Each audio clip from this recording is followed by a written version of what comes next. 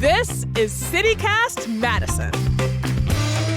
I'm Bianca Martin, and here's what Madison's talking about.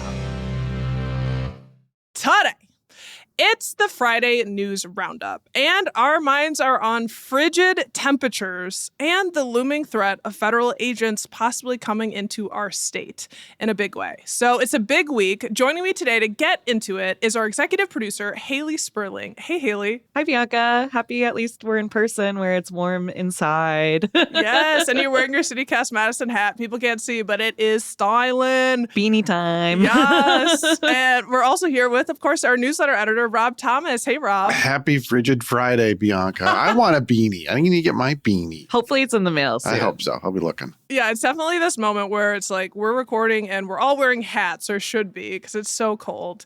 And I'm kicking us off this week with the first story, and it is kind of tough. I'll just say that. The news that's on most people's minds is the ICE raids that we're seeing over in our neighbor state, Minnesota, and asking the question, what would happen if ICE came to Wisconsin in a similar fashion?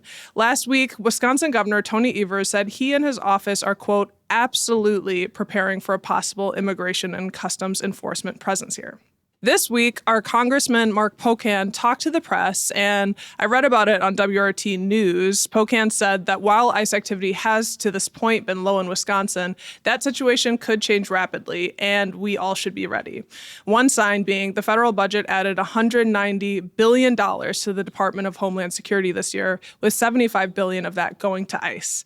That's billion with a B, 75. Pocan also told reporters Tuesday that the majority of his constituent calls he's getting in, which, by the way, everyone in Dane County is a constituent of Mark Pocan, folks are calling in specifically in fear about ICE raids ramping up in Wisconsin. So it's on everyone's minds, and he says we should be ready. On the legislation end, Pocan's looking to House Speaker Mike Johnson to schedule more floor sessions, so they could possibly get some legislation approved that would curb the impact ICE is having on communities. That's obviously yet to be seen. ICE is a federal authority, right? So some of this kind of feels out of local hands. How is this moment hitting you, Haley and Rob? Like, what are y'all thinking about around that question? What if ICE comes to Wisconsin and here in Madison? Like, what will that look like? I mean, it's hitting me personally really, really hard. Like, I'll be blunt and upfront. Like, I am a white woman, like I understand I have a lot of privilege here. And with that, I'm watching what's going on in Minnesota, in the Twin Cities. That's where my family is. That's where I grew up. And, my parents are very worried. I have seen people that I went to high school with who were observing these ICE agents get detained and spend time in these detention centers. And it's very, very scary. There's a lot of just horrifying scenes happening here, and I'm really struggling to call them law enforcement officers. I don't know whose law they're enforcing because it's not the American people's. I am afraid, I think, for what's next. I think Minneapolis and St. Paul, the Twin Cities, they're showing a really good fight. I think it's really important that people stand up for themselves and watch over their neighbors, watch over their community during this time, because that is what's critical, right? It's like we keep us safe, but it's also ICE is coming after those people, those observers, and using mass surveillance techniques, using AI, using your social media to come back to you. That's a whole other can of worms. So to put simply, like, I'm concerned, I'm worried, I have faith in the people, but it's not without massive hesitation and fear. Yeah, I think this has brought out the worst in some people and the absolute best in other people. Like, my social media timeline is like the worst of humanity, followed by the best of humanity, followed by the worst again. Like these horrifying videos of people getting dragged out of cars, people being held down and pepper sprayed in the face. And then these other incredible acts of kindness and these incredible mutual aid networks that Minnesota has built, in some cases overnight, to, bring groceries to people who are trapped in their homes, do their laundry because ICE is hanging around laundromats. And I have a lot of faith in Madison that if it came here, we would do the same. Like, I feel like we've got a lot of networks of support. I think we saw it a little flash of that during the government shutdown where people were stepping up and helping. So it's scary, it's inspiring, it's scary again. And I appreciate Mark Pocan saying we need to be ready. Really want to hear details on what ready means. Yeah.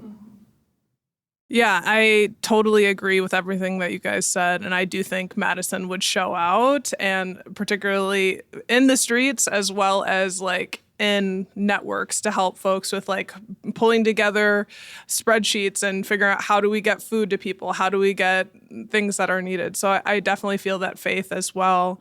And something you said, Haley, is one of the everlasting feelings for me at this time, which is these federal agents are alleged to have broken so many laws, and we're seeing footage of this rather than enforce laws. So when we're talking about law enforcement, what does that mean when they're detaining American citizens?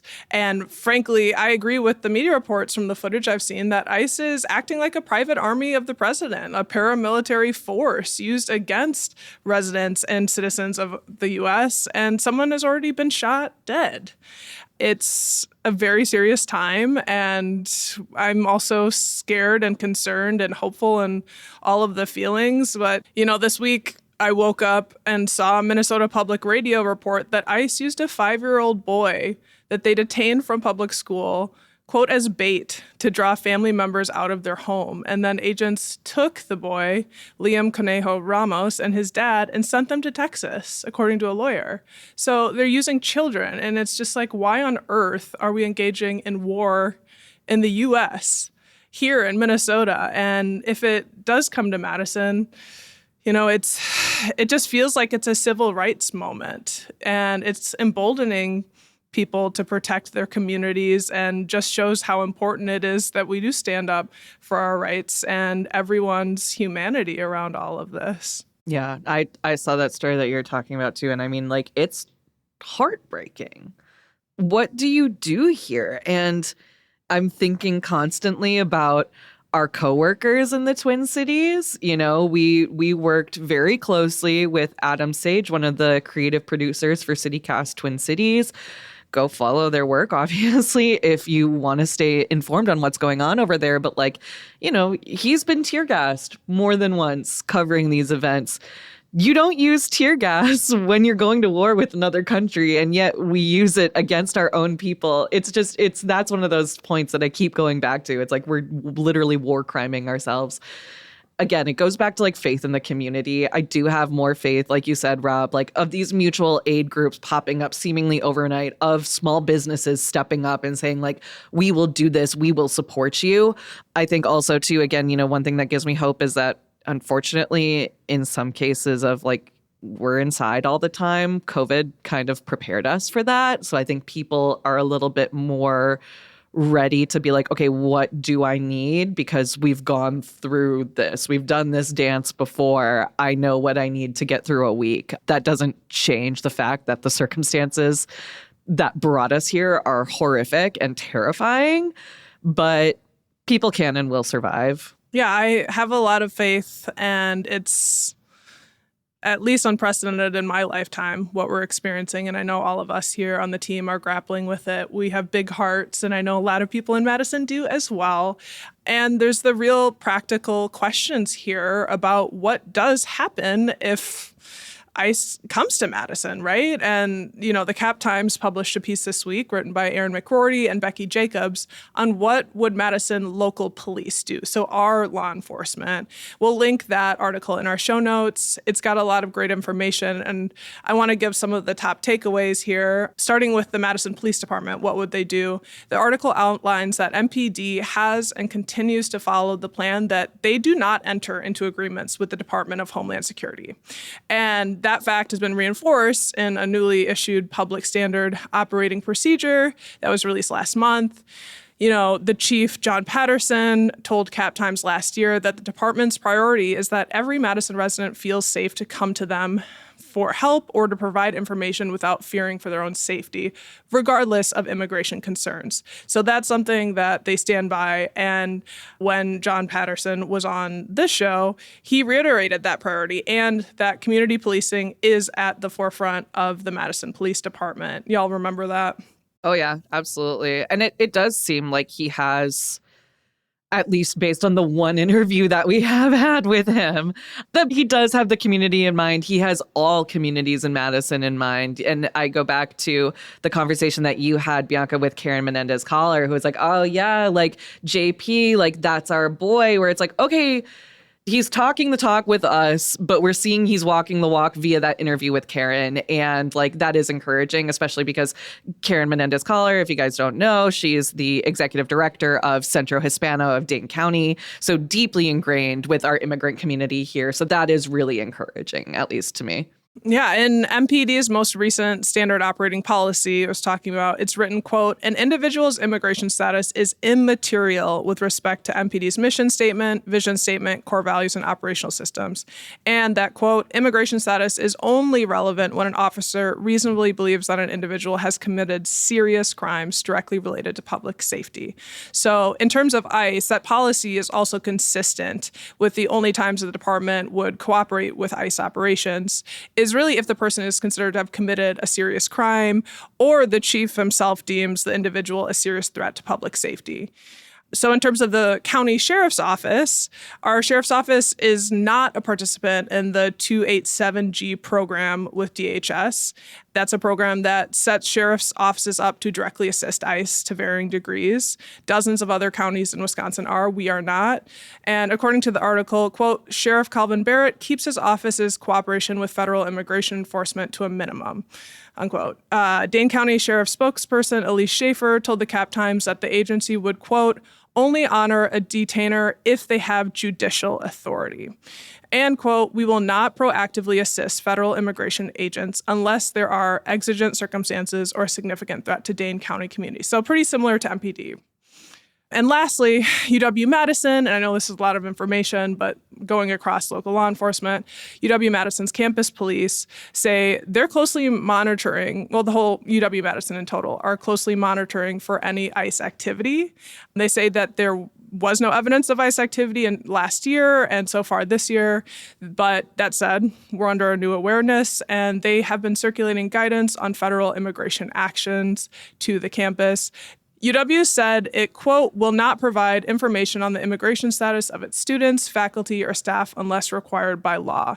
So that's a consistent across local law enforcement. And that, quote, UW PD officers will not detain or arrest an individual solely based on a suspected violation of immigration law and will not routinely inquire about an individual's immigration status. So there's a lot in there. UW gave recommendations for anyone on campus. If you're listening, if you're part of the UW-Madison's campus community, if you come into contact with a government agency representative in the university workplace, that you should call the Office of Legal Affairs at 608-263-7400 and ask to speak to an attorney. It's always a good ask to speak to an attorney. And that phone line is answered 24/7. So I recommend folks go back to that article. And this is obviously an emotional story, and we had to address it. Even though there's not necessarily activity, it seems like we're being told by our representatives to brace for it. So not trying to fearmonger, and stuff's getting real. Warrant. I feel like Tony Soprano, like, warrant. Do not let them in without a warrant, a judicial warrant. Although there was a secret memo released this week, I don't know if you guys saw that, where DHS is telling its agents they don't need a judicial warrant to enter private homes. All they need is an administrative warrant, which explains a lot of these incidents where they are barging in without a warrant. That's horrifying. Yeah, it is. That's news to me. Yeah. Oh my God. So, and that, I don't want to end things on a down note, but like, I listen to, these conditions that local law enforcement are laying out about, only in a case of serious risk.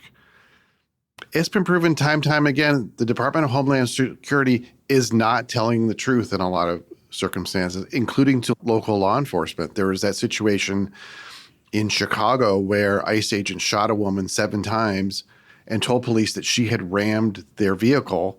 And then it came out through dash cam footage and eyewitness accounts. The exact opposite happened. They rammed her vehicle. So It's a much more complicated situation. There was a situation last summer where the Dane County Sheriff refused to give up an undocumented woman involved in a deadly crash to ICE. And we talked about that, I think, on the podcast.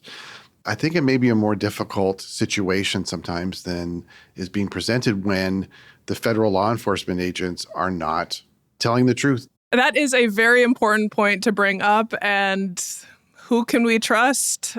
Your community, right? Yeah. So find people that you can trust. There are great local organizations like Voces de la Frontera. I mean, they do work outside of Madison as well, but they're doing great work in Madison. The Dane County Action Network. Try and stay informed. We're going to try our best and to keep folks updated. And yeah, there's not a pretty bow or picture to be said here, but that said, we're going to keep covering it because it's very important. We have more news, believe it or not. It is cold as get out and it's dangerous. So before we get into any of that, let's first take a quick break.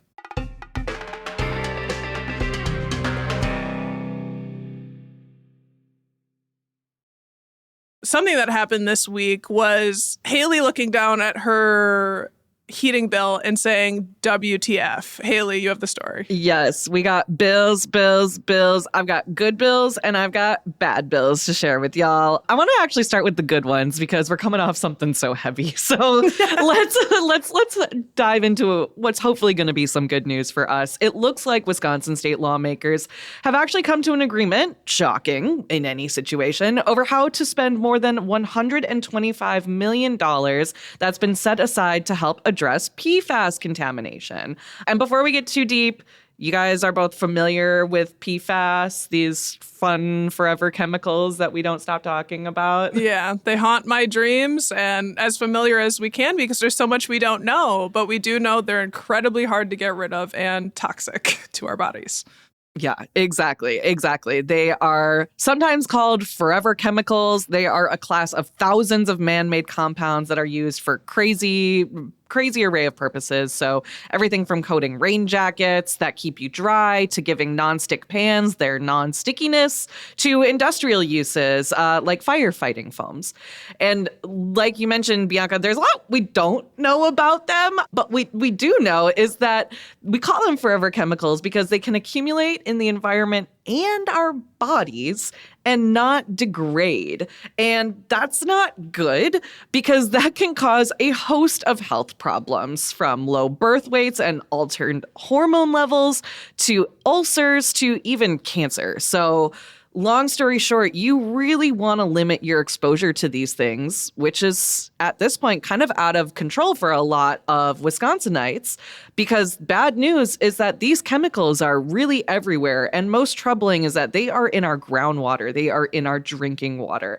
And cities throughout the state want them out. But the big question has been, like, who pays for this work? How does this money get distributed? So in the state's 2023 to 2025, we're time traveling backwards, the biennial budget created a $125 million PFAS trust fund, which, according to the Wisconsin State Journal, has now reached about $132 million with accrued interest, which that must be nice. But those funds haven't been used because Republican lawmakers have been at odds with our Democratic governor, Tony Evers, over how to distribute them. So this is a tale as old as time when it comes to Wisconsin politics. But I promise there's good news here.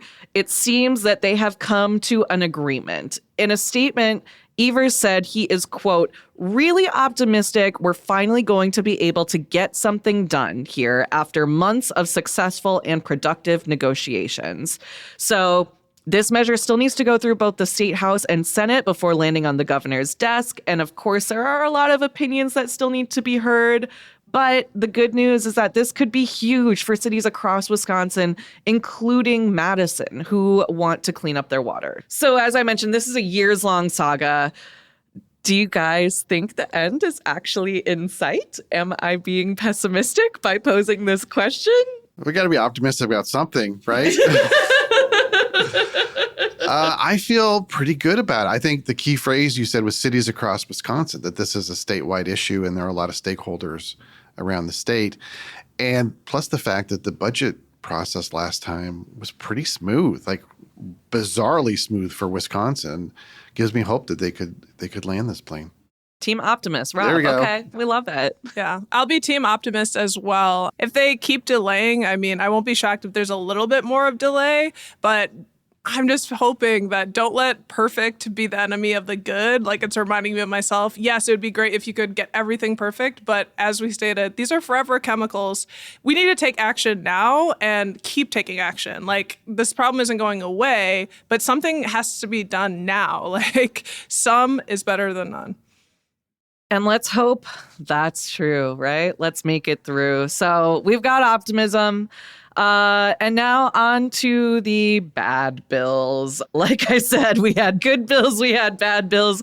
It's time for some bad bills. And in case you guys haven't noticed, it's cold outside. It is dangerously cold outside. Rob, it's colder than Antarctica, isn't it? It is. I can say that. It was. I'd go back right now, quite honestly, and hang with my penguin buddies rather than Summering in Antarctica, wintering in Antarctica. Yeah, it's bad. So dangerously cold. That means heaters across town are running. And as temperatures drop, bill payers out there, like myself, might notice that they are paying more than ever to heat their homes these days. And that's not just because of the cold. Both Alliant Energy and Madison Gas and Electric and a few other energy companies have raised their rates for natural gas and electricity, which went into effect at the start of this year. So increased rates plus cold weathers equals crazy bills. Bianca, you alluded this, but like, have you guys paid your heating bills yet? I did this month, and I can say it is literally the most expensive January bill I have had in years.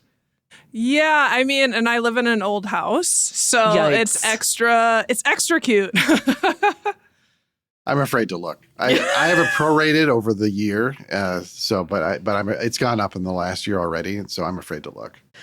Yeah, so we're feeling it across the board. Homeowners, apartment renters like myself, we're all feeling the squeeze. And before we get too deep, I do want to mention now that MG&E has been a sponsor of CityCast Madison, but of course this segment, like all of our shows, was produced with complete editorial independence. So I've got a couple of tips, I guess, for stretching your dollars because times are hard.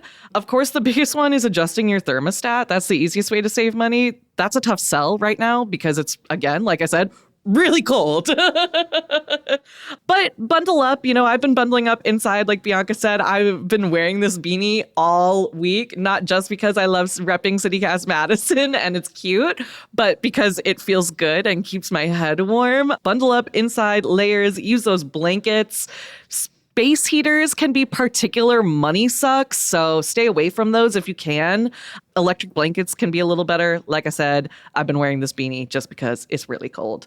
So cold, in fact, that MMSD, schools across Madison and all of those activities are closed for today. So hopefully you're not listening to this on your way to drop your child off to school because there's no school happening. There is also an extreme cold watch in effect from the National Weather Service. So like, again, really serious stuff here. I say it in jest, but also it's serious. So stay warm out there. Keep each other safe. It should really go without saying this is a really particularly dangerous time for Madison's unhoused communities. Local shelters have seen record numbers of people using their facilities. Porchlight has been asking for donations, and they are accepting them at their shelter over at 20020 Road.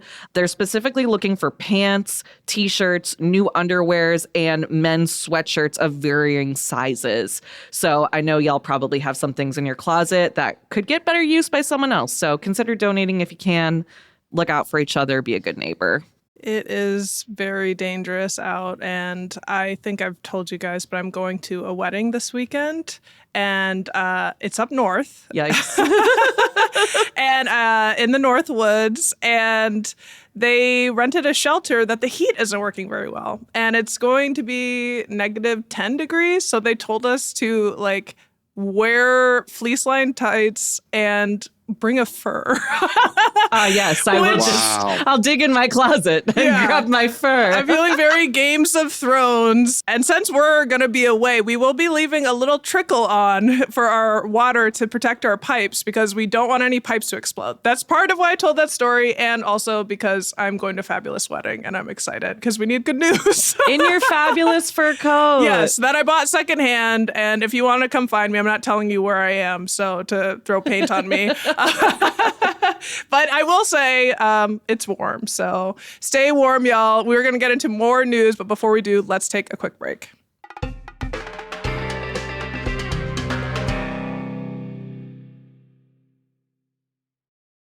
All right, one of our favorite topics on CityCast Madison, food. Rob, you got some stories? Yeah, another week, another batch of restaurant news in Madison to talk about. And usually it's the dining scene giveth and dining scene taketh away situation where we're talking about opening and closings, but I just got two pretty high-profile openings coming on the horizon this week. So we're talking about winter, and that makes me think about summer and remembering how great summer was. And one of the great things we did last summer was the CityCast Madison gang took a cruise on the Betty Lou cruise So fun. on Lake Mendota, which was so much fun. And the Betty Lou cruises were operated by Mariner's Inn, which was this family-owned restaurant in Westport that had been around since 1966.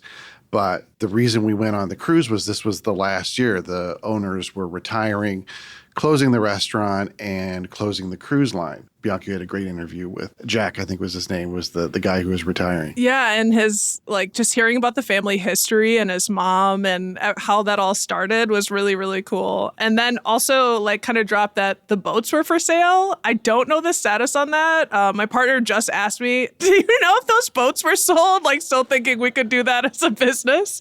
But yeah.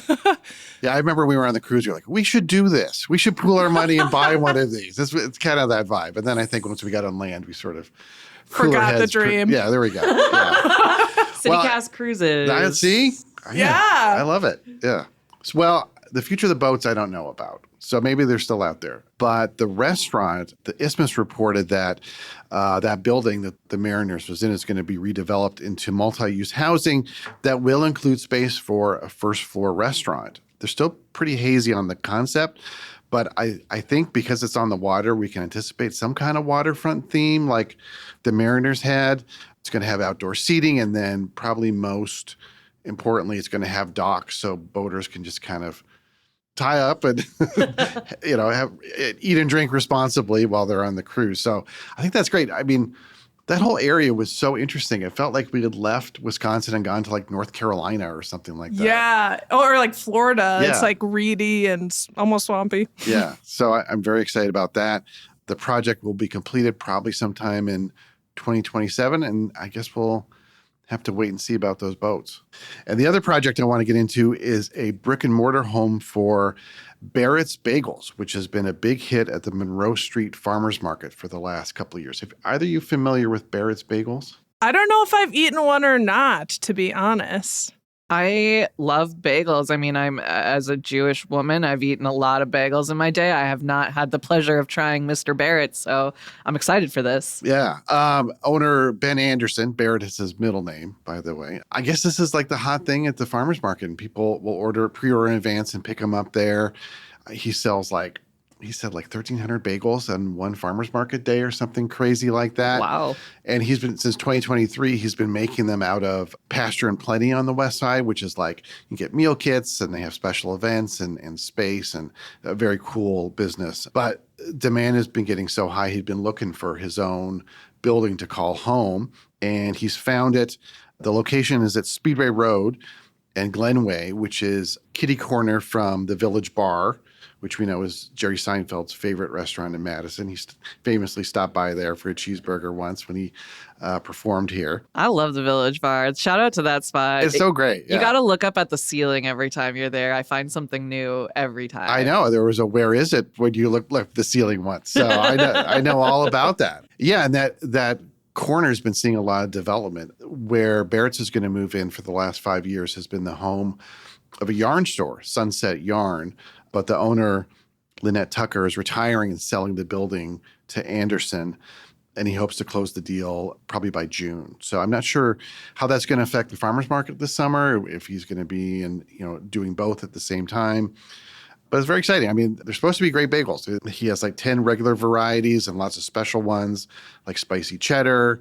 He sells sandwiches with like locally owned ingredients like tomatoes. So I think it's going to be good. The West Side has Bagels Forever, of course, which is a big bagel spot. But I think they could use another one. So I love that. I'm excited. We just need more bagels in general. I feel like we've had this conversation before, Bianca. Yeah, we definitely have. And just like, do we have a bagel scene? Who's there? I will say it's one of my favorite storylines in Madison that we're seeing over and over again, which is somebody just absolutely crushing it with their food business and being like, oh, I'm in someone else's space and their kitchen and like trying to make it work. And now it's really working and people know I have something good and I have something good enough to get my own spot. Yeah. We love to hear that. It's such invigorating like motion and energy and positivity in Madison. We will take that. And I feel like it's a good moment to get to member shout outs for what other folks in our neighborhood are excited about in Madison. This is the space for our CityCast Madison neighbors to share some love to our local people, places, and things. Haley, what's our first shout out for this week? Yes, our first shout out, also food themed. I'm very hungry right now. You guys are killing me. Comes from Sheila K. She's shouting out Madison Chocolate Company over on Odana Road. She says they have fantastic chocolates and coffee. Great place to meet for coffee, she says, and a staff that goes out of their way to be helpful, which we love. Helpful neighbors look for the helpers. Yeah, that's a go-to. Like, I buy their chocolates a lot. I often gift them to folks. That's a good one. Yeah. Kate L. wants to shout out the Sensory Zone. It's an indoor activity center where kids can play, jump, swing, or just chill in a quiet space. It's neurodivergent friendly and, quote, our family feels seen there. I don't know if they're open today because it's so cold, but this is a great outlet, I think, if your kids are home from school. I love that these types of places are becoming more common and that like neurodivergent kids and families can be and feel seen and heard and cared for by each other. And yeah, I love that. Yeah. And also just the way our society has been going, like it's all screen time and being in. And it's like we have to retrofit and be like, you know what's really cool? Going back to the basics and being in this space. This is how humans actually interact. So as a neurospicy person, you go, Sensory Zone. Our next shout out is from Kim I. She says that, quote, I want to give a shout out to all the holiday decorations. A few years back, neighbors on Monroe started the glorious tradition of giant inflatable Santas, which we are well aware. We're so excited when that really popped off. Still excited. Back to Kim. She says, you can't help but smile as you go by. It's now spreading to other areas. In addition to the Santas, neighbors on Regent Street apparently said, quote, hold my eggnog, and started their own tradition of giant inflatable snowmen. And one giant gingerbread man. It was a rough season with cold temps and high winds. More than one Santa went down, but bravely stood up again. It made me smile, and I really appreciated it. Thanks, neighbors. I love this. I love it too because I feel like I've also just seen a rise in inflatables across the isthmus. Like Monroe Street sort of set the standard and now it's going into Regent Street and like, okay, East Side, like let's go. Where's our inflatables? Can it be something fun? Could it be dragons? Could it be fairies? I don't know. Could it be anything? Shout out to the one guy who decided to go with the gingerbread man when everybody else was doing snowmen. Yeah. Feels very Madison to me. So yeah. Yeah, I feel like Eastside would have like a big inflatable knitted sock. Maybe that would take off. I love it. And Rob, we've got new neighbors. That's right. We got a new neighbor to shout out. Jeffrey S. Welcome to the neighborhood, Jeffrey. We're really happy to have your support. Woo! Hey, Jeffrey. Jeffrey, let's go. All right, y'all. And y'all out there listening, you can be like Jeffrey, Sheila, Kate, and Kim by going to membership.citycast.fm. Sign up to become a neighbor today. You'll get great perks like these shout outs, neighbors only meetups, and a special events email every Monday or Tuesday if Monday is a holiday, which it often is. And we've got some fun news to end the week on. Haley, you've got that. Yes, more good news news. There are great things happening in Madison. The National James Beard Awards were just announced. They announced their lineup of semifinalists, and Madison folks were on that list in no small way. Public Parking, a craft cocktail bar over on East Johnson Street, was named a semifinalist in the Best New Bar category. Casey Lee Cook, the executive chef over at Mint Mark, now on East Washington Ave, is a semifinalist for Best Chef Midwest. And our friend Hastings Cameron, a longtime Madison bartender and owner of the Imaginary Factory, is up for Outstanding Professional in Cocktail Service. So shout out to all these people. Kudos all around. This is huge. I mean, James Beard, like, that's a massive nod. I feel like every year we're really excited when we get like one, you know, it's been like, yeah, Fairchild, because it was like the two guys from Fairchild. We're like, wow, that counts twice. And then it was like, and it's like one. And now it's like, wow, three. Like, Madison, we're nothing to scoff at here. I like that spread between bars and restaurants and, cocktail service. It shows we're not a one-trick pony here in Madison. We're not. And I've got to say, like, personally, some of these folks are my friends. Hastings Cameron is like a longtime friend and truly is a special human being. And the care that he puts into his cocktails, it is evident. And he's not someone to like tout what he's doing. And so for him to be recognized like this is really exciting. Obviously, our friends over at Public Parking and Mint Mark, like, these are all people in the community and people I consider fam. So I'm super excited for those, and going to dig deeper into the awards with our buddy Cap Times food and culture editor Lindsay Christian soon. So make sure to listen for that show next Thursday. So this has been a really big, complicated, beautiful, heavy Friday news roundup, and I'm just so grateful to be doing this with this team. Thank you for rounding up the news with me this week, Haley Sperling. Thank you. Thanks, Bianca. Stay warm. I'll try. Rob Thomas, thank you so much. Thanks, Bianca.